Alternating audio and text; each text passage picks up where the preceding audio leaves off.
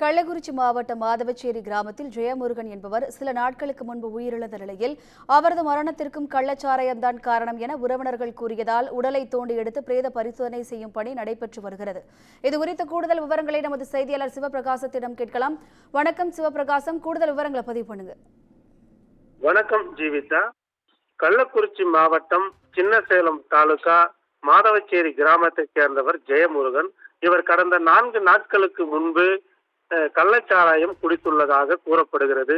இந்த நிலையில் அவர் கள்ளச்சாராயம் குடித்ததாக கூறப்படும் நிலையில் அவருக்கு கண் பார்வை மங்கி உடல் சோர்வு ஏற்பட்டுள்ளது. இதனைத் தொடர்ந்து அவரது உறவினர்கள் உடனடியாக அவரை கள்ளக்குறிச்சியில் உள்ள தனியார் மருத்துவமனைக்கு கொண்டு சென்றனர். அங்கு அவரை பரிசோதித்த மருத்துவர்கள் இவர் ஏற்கனவே உயிரிழந்ததாக தெரிவித்தனர். அதனைத் தொடர்ந்து அவரது உறவினர்கள் அவரை மாதவச்சேரி கிராமத்திற்கு கொண்டு சென்று அங்கு உடல் அடக்கம் செய்தனர். இதனைத் தொடர்ந்து மறுநாள் கள்ளச்சாராயம் குடித்து கள்ளக்குறிச்சியில் ஏராளமானோர் உயிரிழந்தனர். இந்த சம்பவம் அறிந்து தமிழக முதல்வர் கள்ளச்சாராயத்தினால் உயிரிழந்தவர்களுக்கு 10 லட்சம் நிவாரணம் வழங்கப்படும் என தெரிவித்தார். அதனைத் தொடர்ந்து ஜெயமுருகனின் மனைவி விஜயலட்சுமி கள்ளக்குறிச்சி மாவட்ட ஆட்சியர் அலுவலகத்தில் மனு அளித்தார்.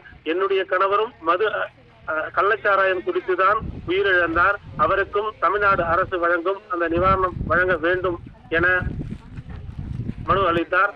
உடனடியாக அப்படி என்றால் அவரது உடலை தோண்டி உடற்கூறு ஆய்வு செய்த பின்புதான் அதற்கான முடிவு வந்த பின்புதான் அவருக்கு நிவாரணம் வழங்க பரிந்துரை செய்யப்படும் என தெரிவித்தனர். அதற்கு அவரும் சம்மதித்தார். உடனடியாக மாவட்ட ஆட்சியர் இந்த உடலை தோண்டி உடற்கூறு ஆய்வு செய்ய உத்தரவிட்டார். அதனைத் தொடர்ந்து இன்று சின்னசேலம் வட்டாட்சியர் கமலக்கண்ணன் தலைமையில் 3 மருத்துவர்கள் கொண்ட குழு மாதவச்சேரி கிராமத்தில் ஜெயமுருகன் புதைத்த இடத்தை தோண்டி அவரது உடலை உடற்கூறு ஆய்வு செய்து வருகின்றனர்.